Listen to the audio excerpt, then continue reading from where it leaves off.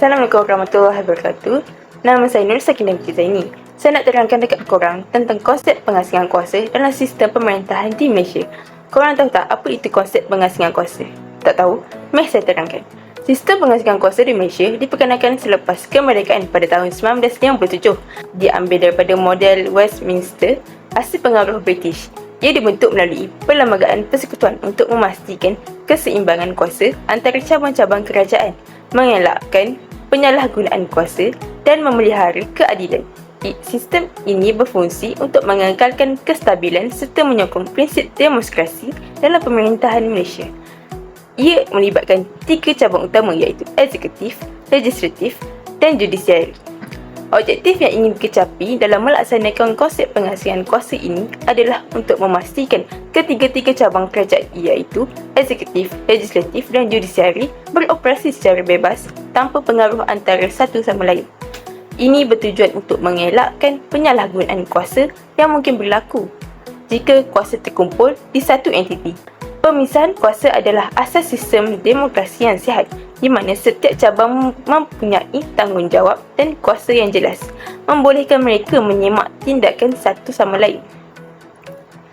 Dengan ini, setiap cabang dapat melaksanakan fungsi mereka dengan tanggungjawab dan integriti, serta mengurangkan risiko penyalahgunaan kuasa.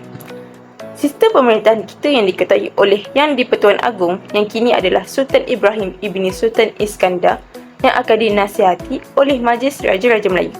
Di bawah Yang di-Pertuan Agong kita ada 3 badan utama iaitu eksekutif, legislatif dan judisiari. Yang pertama, legislatif atau perundangan atau yang lebih kita biasa panggil parlimen. Parlimen terdiri kepada 2 iaitu Dewan Rakyat dan Dewan Negara. Yang selalu kita lihat tu tarik balik Putrajaya, tarik balik adalah Dewan Rakyat. Di situ, wakil rakyat yang menang majoriti ketika pilihan raya umum akan berdebat mewakili rakyat, mempersoalkan tindakan kerajaan, menyampaikan hasrat rakyat dan sebagainya. Dewan Rakyat ni bertanggungjawab menggubal undang-undang dan mengendalikan isu kewangan. Manakala Dewan Negara berperanan untuk memeriksa dan mencadangkan pindaan kepada undang-undang yang diluluskan oleh Dewan Rakyat sebelum dihantar kepada Yang di-Pertuan Agong untuk diwartakan sebagai undang-undang. Seterusnya, eksekutif. Kalau tadi legislatif menggumbal undang-undang, maka eksekutif ini pula ialah pelaksana undang-undang. Ketua Badan Eksekutif ialah Perdana Menteri yang kini ialah Datuk Seri Anwar Ibrahim. Perdana Menteri akan menguruskan pentadbiran negara dengan bantuan jemaah menteri, dan di bawahnya pula ada pula kementerian-kementerian yang tertentu akan menguruskan aspek kehidupan masyarakat seperti Kementerian Kesihatan dan Kementerian Pendidikan. Seterusnya, Badan Judisiari atau Kehakiman merupakan pengadil. Maksudnya, kehakiman ini akan menentukan sama ada tindakan kerajaan berdasarkan perundangan. Badan ini diketuai oleh Ketua Hakim Negara dan ada 2 mahkamah utama iaitu Mahkamah Atasan dan Mahkamah Bawahan. Mahkamah Atasan ini terdiri daripada Mahkamah Persekutuan, Mahkamah Rayuan dan Mahkamah Tinggi. Mahkamah Bawahan pula ialah Mahkamah Seksyen, Mahkamah Magistrat dan Mahkamah Penghulu. Ketiga-tiga ketua badan tersebut adalah hasil pelantikan Yang di-Pertuan Agong. Ini memastikan ketelusan dan tiada campur tangan eksekutif dalam pelaksanaan jawatan-jawatan penting. Namun, sudah tentu ada isu dan cabaran yang dihadapi ketika pelaksanaan sistem pengasingan kuasa ini. Antaranya, pada tahun 1988, Malaysia mengalami krisis kehakiman yang serius yang berpunca daripada konflik antara eksekutif dan badan kehakiman. Krisis ini bermula apabila Perdana Menteri ketika itu, Tun Dr. Mahathir Mohamad, mengambil tindakan untuk menggantung dan memecat beberapa hakim tinggi termasuk Ketua Hakim Negara Tun Saleh Abbas.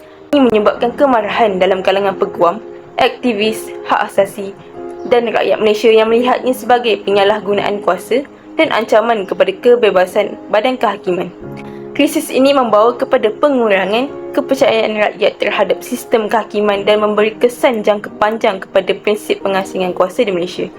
Ia juga mencetuskan perdebatan tentang kedudukan dan integriti institusi kehakiman serta menimbulkan kesedaran mengenai pentingnya mengekalkan badan kehakiman yang bebas dalam sistem demokrasi.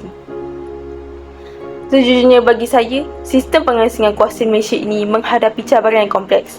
Walaupun terdapat usaha untuk memperkukuhkan kebebasan badan kehakiman dan mengurangkan campur tangan politik, masih terdapat isu mengenai pengaruh eksekutif ke atas legislatif dan judisiari yang seringkali terkait dengan rasuah. Ini mengakibatkan keraguan terhadap keadilan dan integriti sistem. Di samping itu, pemahaman rakyat mengenai hak dan tanggungjawab setiap cabang kerajaan perlu dipertingkatkan dengan reformasi yang berterusan dan penyertaan aktif rakyat. Sistem pengasingan kuasa di Malaysia berpotensi untuk lebih berkesan dalam menegakkan demokrasi dan hak asasi manusia. Sekian, terima kasih.